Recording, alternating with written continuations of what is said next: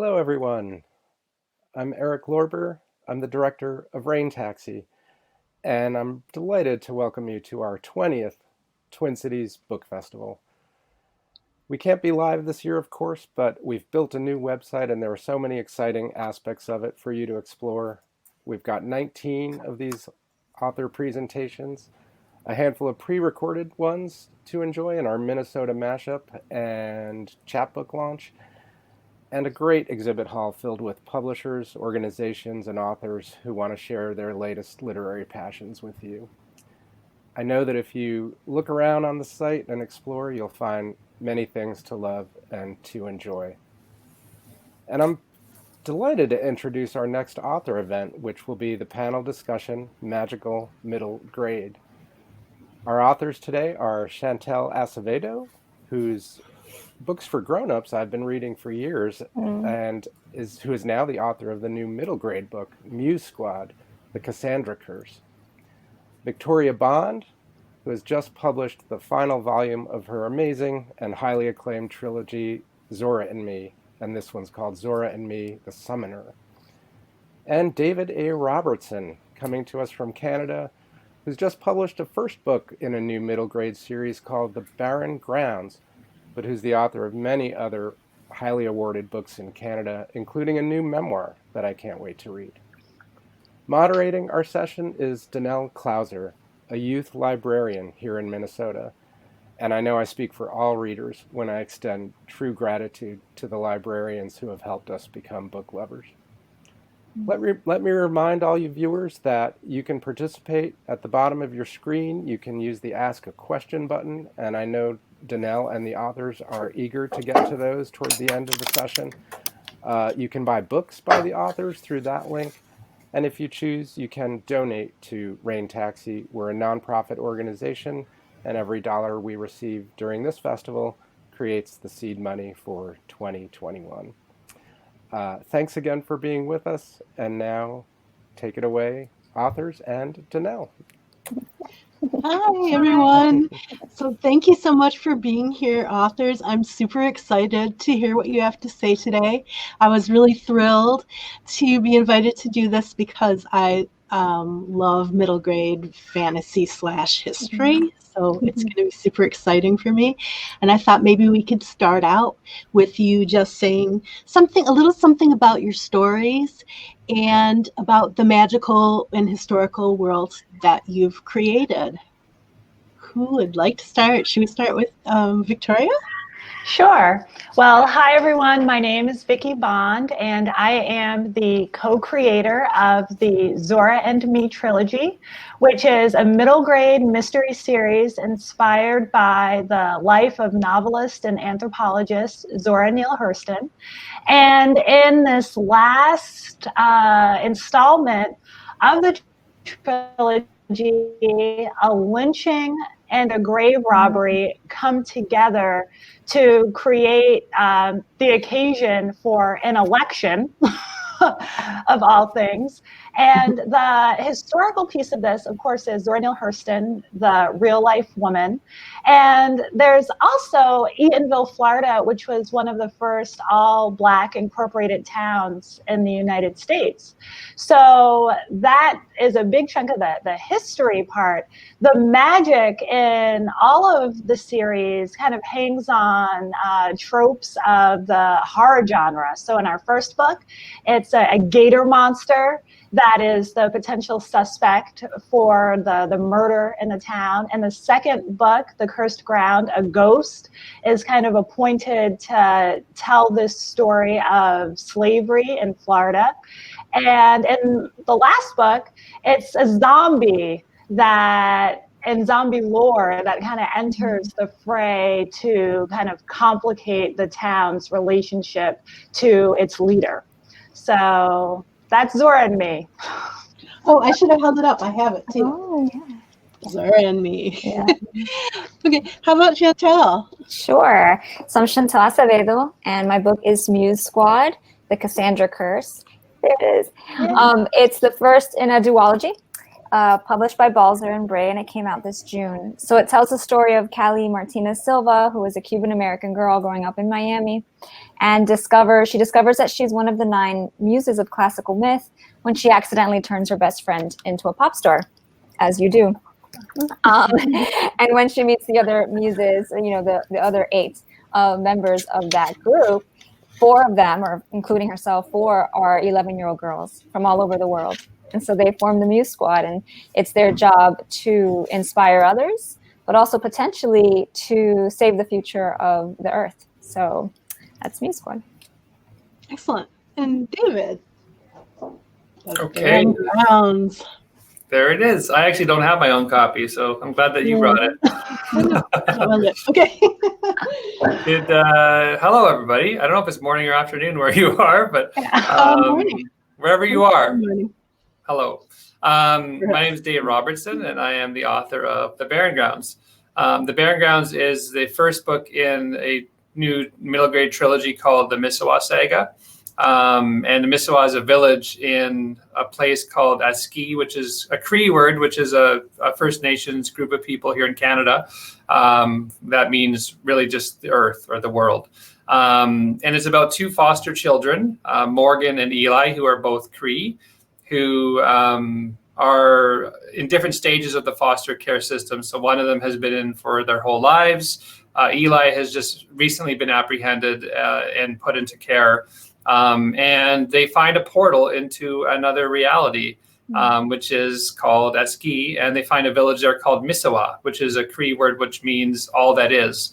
And so through that experience in this other reality, they find a reconnection to their cultural ties. And so the people, the animal beings who live there live traditionally as the Cree people used to live. And Morgan in particular, through her time in Mississauga, finds that she begins to rediscover what it means for her to be Cree and her connections to the language and the land. And so there's a lot of things going in the Barren Grounds.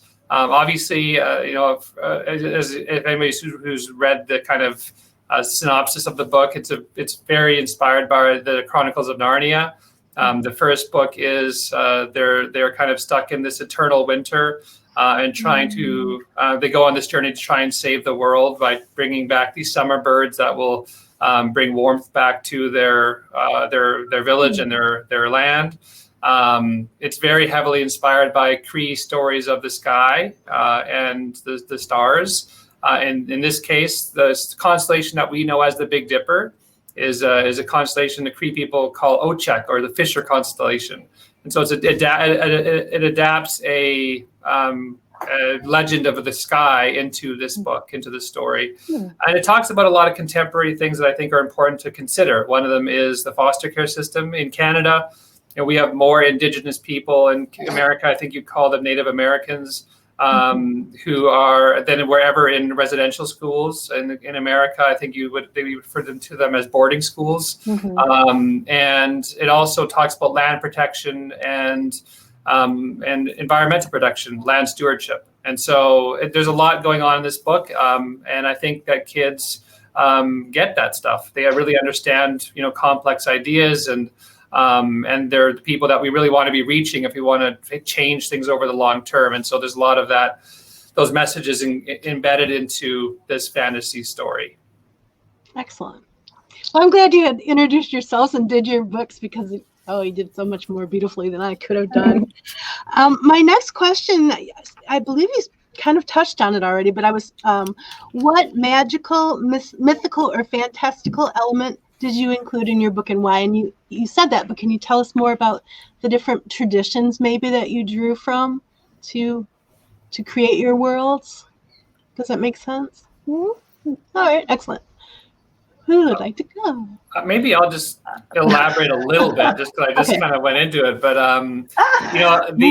the legends, portal stories are always very interesting to me, and I like the idea of using that kind of trope in the fantasy genre to world build, and I thought that was really interesting. From the Cree perspective, which I'm also Cree, we have just this wealth of of stories to draw from, in the creation stories that we have, in the legends and the mythology that we pass down from one generation to the next.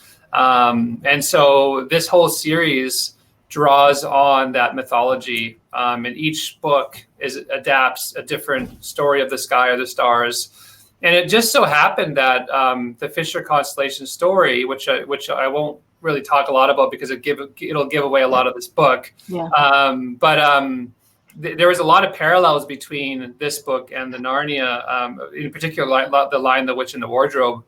And so I like that, finding those parallels, because I love classic literature, and I like the challenge of trying to find ways to modernize different books that I've loved as a kid, find inspiration from them, and to retell some of those stories through an indigenous lens, through an indigenous perspective. And so I loved Narnia as a kid, as a lot of kids did. And I like trying to challenge myself to adapt the story and the fantasy elements of it into integrate them into these kind of Cree legends and myths. And so it was a really fun story to write. I think it's a fun story to read. Mm-hmm. It certainly was. Yeah. Chantel? Sure, I'll jump in. Well, when you're writing about Greek figures like the Muses, you kind of you're playing in a very old sandbox, right? Like, these are stories that are well known, and they have a kind of system to them already. But when it comes to the Muses, in the stories, they don't do a lot. You hear about the artists invoking the Muses, and they somehow inspire you, but how do they even do that, right? And where are they, and what do they do? One of the fun stories I found in research was from Ovid, and he writes about the Muses challenging the Sirens, or the Sirens challenge the Muses to a sing-off, right? And the Muses are completely insulted by this, because how dare you? We're the Muses. You don't challenge us, the goddesses of the arts, to anything artistic. And they defeat the Sirens, and then they pluck them in their defeat, right? And so it was the first indication that they were active goddesses, that they move through the world in time and space and actually do things. And so the next challenge for me was, how do I play with their magic? Like, what does their magic look like, And so I had to sort of invent that, right? And so they, each do a kind of like a gesture, and I use the word kolikas, a Greek word, to describe that gesture. And so world building their magic, from the ground up was a lot of fun. But like David, I also love portal stories. Love that, right? I love that feeling of, a character coming through some kind of space, whether it's a wardrobe, right, in Narnia or something like that, and being like, oh my goodness, I'm in a magical world, right? Like, there's just something so thrilling about that. And so I knew that the Muses needed to have a place to meet, right? And so they needed to have headquarters. And if you're going to be a muse, the best place to meet would be a museum, right? So they're namesake institutions. And so, and the headquarters, move around through the ages. And in this moment in time, for this book, it's at the V&A in London, a place that I love very much. And so I had to get Callie out of Miami and into London. And the best way to do that is through a portal, And so all of the Muses have their different entrance points, And so for Callie, she slides under her bed and closes her eyes. And then she's under the Great Bed of Ware on the second floor of the V&A, And so it was very fun, not just thinking about how they invoke their powers, but how they travel, through the world, and how they can be sort of these global figures. And that was a lot of fun to create. Excellent. It was fun to read. Oh, thank you. And Vicky. Yeah, so for me, as a mystery writer who incorporates supernatural or magical elements, there are kind of two levels that I have to toggle. The one is the kind of the more realistic or kind of real life resolution to the mystery. And then the other is kind of working in and kind of leaving the unresolved magical elements unresolved in a kind of artful way. So the kind of the magical elements in this book they turned out to be alchemy at the end, and that surprised me when I got there. But the origin of them is actually from In the late 1930s, the real Zora Neale Hurston was doing anthropological work in Haiti, and her work focused on voodoo ceremonies and voodoo practices. And while she was in Haiti in 1936, someone contacted her and said, there is a woman that is back from the dead who is in a hospital, and she's a zombie, and if you're into this, you should go see her. And this woman, her name was Felicia, and she had died in 1917, and her family buried her. And, you know, almost 20 years later, this woman reappears, and her family does confirm that it's her. And she's broken. She doesn't really talk anymore. She can hardly see. And Hurston goes to the hospital, and she photographs her. And for me, the photograph, this document of this broken person and their lost time, really, it disturbed me, and it haunted me. And, you know, the idea of Zora Neale Hurston going around with her camera, kind of this journalist documentarian, I thought it might be fun and interesting if in the Summoner I could kind of create an origin story for, you know, Zora Neale Hurston and her camera, so to speak. And that took on this turn at the end of the novel, which involved alchemy and a camera. So and I won't spoil it. I probably already did, but I'm trying to be really careful about that. I just love the different, like, I was just thinking of Chantel talking about the different ways that these portals open. I love the ways in which authors find that these portals are activated. I love going under the bed and closing your eyes, and in my book, the characters actually draw pictures and they pin them to the walls, and the wall turn into windows that they can go crawl through to get in there. I just love that kind of the kind of imagination that authors incorporate to make these portal stories kind of happen within the logic of their own worlds. It's kind of cool. When you were kids, did you have places that you thought should be your portals? Absolutely. And I was also obsessed not only with Narnia, but also with the Goonies. Like, I thought, if I just open up a door or something, there's going to be some kind of pirate cavern. You know what I mean? Like, this whole world that those kids in that movie uncover. I was always looking for that stuff in, like, secret places, in closets, the backs of closets. And I was convinced this magical world was just out of reach. And if I just tried hard enough, I could get there. You know, when I was about 7, 8, 9 years old, like that time, I believed it. Yeah. I loved Tom's Midnight Garden when I was a kid. I don't know if you read that, but yeah, Tom, when the clock strikes 13, he opens his back door of his flat, and it opens to different periods of the same place, and this beautiful like garden, these beautiful like field of grass, and he meets this girl at different stages of her life, and that story has always stuck with me, and I love that. Also, portal story, but also time travel stories. It kind of uses both, and it's that book I loved when I was a kid.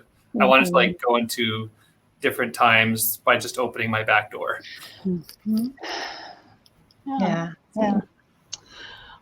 Okay, here is sort of a timely question. Let's say your protagonists are in a quarantine house together. What are they doing? So I mean, I guess you can think within the terms of your own book, or if we want to have all your characters, because we've got what of 14-year-old Zora's like 14, isn't she? And then Eli and Morgan are like 13, 12. Is that right, Bob? And then you've got your 11-year-old Muses. What do you think they would get if they could travel together and be in one place? What would they be getting up to, do you think? That's a creative question. Yeah. You know, when I think about, when I started writing this book, my eldest daughter was 11. And when I started thinking about it, imagining it.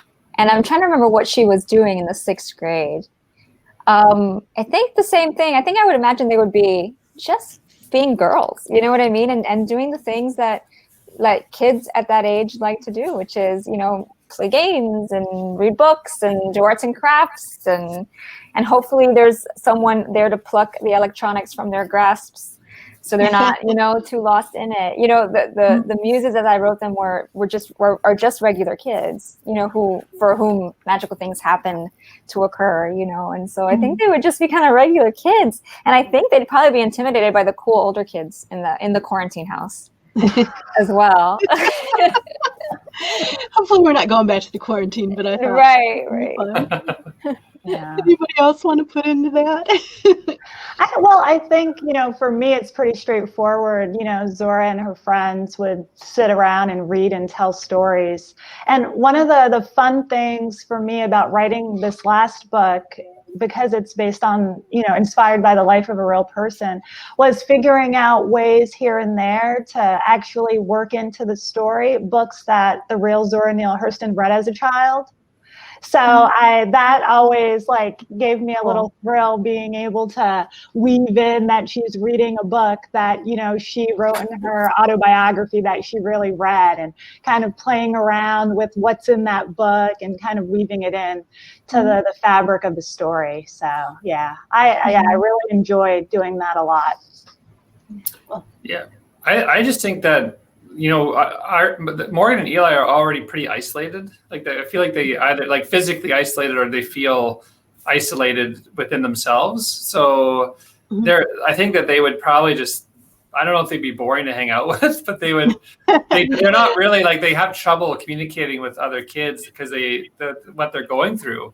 And they really find this escape through art, which I think a lot of kids actually do, and I do as well. Find this escape through art. Eli through illustrations, and Morgan through writing and reading. And I like paying homage to the fact that in our Cree culture, art is has been an important and integral way for us to pass down knowledge from one generation to the next. And it's how we used to communicate. Before we could talk, we drew pictures and put them on walls, and that's what these kids do to open up portals to other realities, which I think was a really nice way for me to kind of just kind of tip my hat to our elders and to talk about how we used to communicate through wall paintings and through telling stories in that way. And so I think that they would just be all together in their secret place in the attic, drawing pictures and reading. And I think that kind of sounds kind of fun. And, but that's probably what they would be doing. Cool. Well, that was fun. We're coming to the end of my question time. So why don't we talk about what's next for you authors? What do you have in the works, or what's going on? Well, I guess I'll go ahead. More middle grade fiction, more historical fiction, starring, another Black girl, not a famous historical Black girl this time, but I'm working a little bit more on building the historical context. So one thing I discovered writing these Zora books is that I like mysteries and I really like place. So I'm from New Jersey. I'm here in New Jersey, and I spent a lot of time in Florida. I spent 10 years writing these books in Florida. Hey, Chantel, in Florida. So, but I want to write about where I'm from. So I'm now kind of digging into late 19th century New Jersey. Excellent. Awesome. Cool. Yeah. Well, I'll go next. Sorry. No, go. Yeah. I just wrapped up Muse Squad 2. So it's a duology, so that'll be out next June or next July. I'm not sure yet. And was able to share the cover, and it's exciting because they're changing headquarters, and Callie is going to spend the summer with her dad in New York. So she'll be in Queens, and more adventures will kick up there. And it's Muse Squad, The Mystery of the 10th. And so that's that one. But then in terms of sort of next project, I'm sort of letting the well fill up again. I'm pretty sure it'll be another middle grade book. And seeing what ideas come and starting to take notes and enjoying that. Excellent. I have a lot of projects on the go. So I have the next 2 books in this Mississauga saga that I'm working on, and they're coming out successively in the next 2 years. So 2021, 2022. I have a graphic novel trilogy too that's coming out. One of them is out in, I don't know what day it is today, but it's coming out in 2 weeks or less than 2 weeks, called The Reckoner Rises. And it's a Cree Indigenous superhero story, which I think is great. I think that, Victoria touched on this as well, like representation of marginalized heroes, I think is really important. And so, whether it's, from the Black community or the Indigenous community, I think those are heroes that our kids need to be reading and seeing. And so this is a Cree superhero who deals with anxiety and mental health. And so that is coming out this year, next year, and the year after. I have a couple of picture books coming out next summer and the summer after.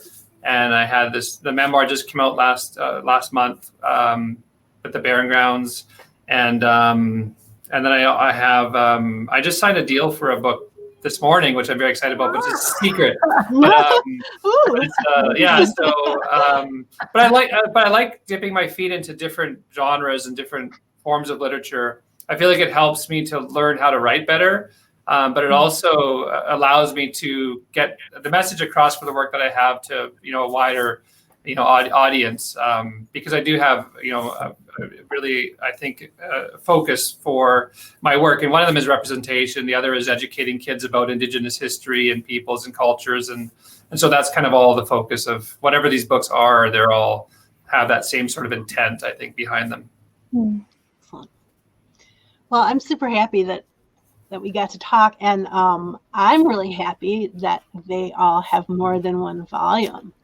So I could read more, but also because I really get asked by kids a lot for like, what's a good series? So now I have 3 new ones. Yeah. It's about noon, so let's see if we do have some questions from the audience. I do see an excellent one. It's how do you incorporate multiple layers in a story and keep it consistent and making sense? Ooh. I'd like to hit that. I'll take that one. So I think it begins with knowing your character, right? And so this is what I tell my creative writing students at the University of Miami, where I teach, and that is that characters, just like real life people, have multiple pressures that they need to deal with, right? And they're constantly juggling certain things in their lives, right? And as we all are. But those things they are juggling have different weights. So for example, Callie has discovered she's a muse. That's a pretty big weight, right? And that's like the bowling ball that she's trying to juggle. But she also is grieving. She's a child who's grieving, right? Her aunt has died, and that's pretty big too. So that's got a certain weight as well. Her parents are also recently divorced. That's got a certain weight. But also she is not the most popular kid at school, and her friend is becoming more popular. And that is also weighing on her. It's another pressure, but maybe it's a little bit lighter, right? And so you can imagine all of these things. Her mom is very protected, and she lives in a big city like Miami, and that's a little bit maybe a lighter weight thing. All of these things. And so your characters are juggling these items of different weights. And so as you think of them in their completeness, right, that's really how you make it consistent and make it make sense, because it's all of a piece, right? You just weigh them a little bit differently in the telling of the story, if that makes sense. Right? And that's how you get a multi-layered, character. Yeah. My approach. Yeah. Anyone else want to? Yeah, I think for me, I think of it kind of draft by draft. So the first draft are characters and scenes, just getting a sense for what people say to each other, how they feel in certain moments, just kind of feeling out the relationships scene by scene. And then for me, it's the mystery, right? So then after I have the characters and the scenes, then I can really kind of dig down on what happens when, what plot points are connected, when crumbs are dropped, when there are too many crumbs, when it takes them back and sprinkle them other places in the book. And then for me, the last piece is really, I'll just, call it the politics of it. Then I'm kind of writing in the passages that really convey the message of the mystery. I start weaving those through. So for me, it's kind of draft by draft is devoted to different parts of the process. Excellent. I just, for me, it depends on the book, but like for the Barren Grounds and the Muse Squad saga, it's developing a very detailed synopsis of the book as though I've read it, and I'm kind of doing a little report on it. And I use that as a roadmap. And I think it's looking at kind of the micro view of some of these, some of these layers and the macro view. So you have like these struggles that maybe individual characters might have, struggles that are larger in the world that they're trying to solve and deal with, and kind of weave their way through. And I think for me, it's like not losing sight of the narrative thread, like where the characters need to go and how they're going to get you there, and staying true to the characters that you've developed. So I think, I really agree with Chantel in terms of it's really grounded in having, really strong characters. And I would just add just having a really strong idea of where those characters need to go and how they're going to get there. And as much as you might try to incorporate message or politics into the book, which I think in writing is inherently political, it's not losing sight of the journey.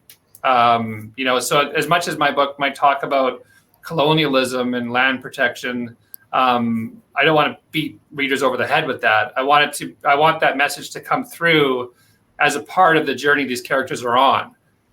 And so I just try to weigh that against their own individual and collective journeys through the narrative thread of the story. I don't know if that makes sense either, but that's kind of what I try to accomplish with the books like this and what I'm trying to say.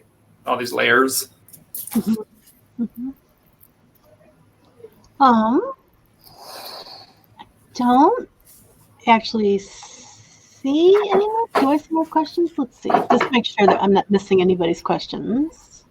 I have a question if no one has questions. Go ahead. I'm interested because I don't know if Victoria is the same as well, because I don't know, I didn't do a ton of research into my fellow panel members, but I understand, Chantel, that you've done adult writing, and then I don't know if Victoria that you're the same, but I've done that as well. Like I've done young adult memoir.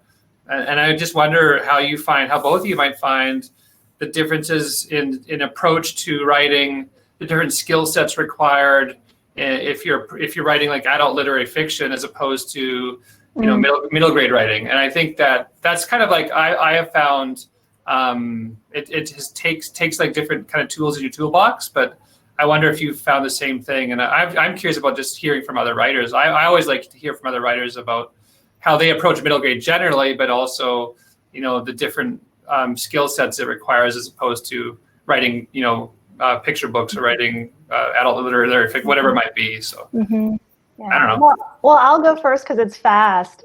I'm not good at writing adult characters. I really don't have any interest in adult characters being at the center of a story. So for that reason, writing books for adults doesn't appeal to me because I don't like them as characters.